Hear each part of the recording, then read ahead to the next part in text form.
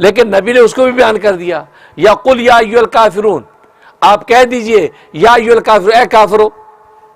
یا قل اعوذ برب الفلق، آپ کہہ دیجئے اعوذ برب الفلق، قل اعوذ برب الناس۔ تو گویا کہ جتنے قل ہیں اس کے لفظ قل کا بیان کرنا بظاہر اسلوب کا حصہ نہیں ہے، اصل تو اس سے بعد والا کلام مطلوب ہے۔ لیکن نبی کریم صلی اللہ علیہ وسلم کی وحی پر امانت اور دیانت کا عالم یہ تھا کہ وحی میں آپ نے قل سنا، آپ نے قل بھی آگے نقل کر دیا۔ تو بھئی جو پیغمبر وہ قل کے لفظ کے اوپر بھی امین ہو، اس کے بارے میں آپ کیسے شبہ کر سکتے ہیں کہ اللہ تبارک و تعالیٰ پر یہ تہمت باندھ کر اپنی طرف سے کلام لے کے آیا؟ جیسے خود قرآن میں اللہ نے کہا کہ یہ تمہارا رسول جو ہے یہ بخیل نہیں ہے، یہ غیب کی باتیں بتانے میں بخیل نہیں ہے، جو غیب سے سنتا وہ تمہیں آگے بیان کر دیتا ہے، بھلے اس میں ان کو ڈانٹ پڑ رہی ہو وہ ڈانٹ بھی بیان کر دیتا ہے، حالانکہ خود بنا کے لانے والا اپنی ڈانٹ کو کیوں بیان کرے گا؟ اس لیے عبس و تولی، یہ سورج جب اتری عبس و تولی ان جاءہ الاعمی، چین بجبی ہوا،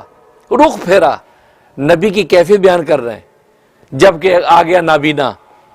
تو گویا کہ ایک طرح کی تنبیہ اللہ تبارک و تعالی نے کی، ایک طرح کی ایک ڈانٹ پلائی کہ آپ نے نابینا کو اگنور کیا ان سرداروں کی وجہ سے، آپ نے نابینا کی بات سنیے، اس کے مسئلے کا حل بتائیے۔ تو وہ جو ڈانٹ تھی آپ نے اس کو بھی نقل کیا، عبس و تولی ان جاءہ الاعمی، اور پھر ساری زندگی جب بھی محفل کے اندر نابینا عبداللہ ابن ام مکتوم آتے تھے آپ کھڑے ہو جاتے تھے اور فرماتے آ گیا وہ جس کی وجہ سے مجھے ڈانٹ پڑی اللہ سے۔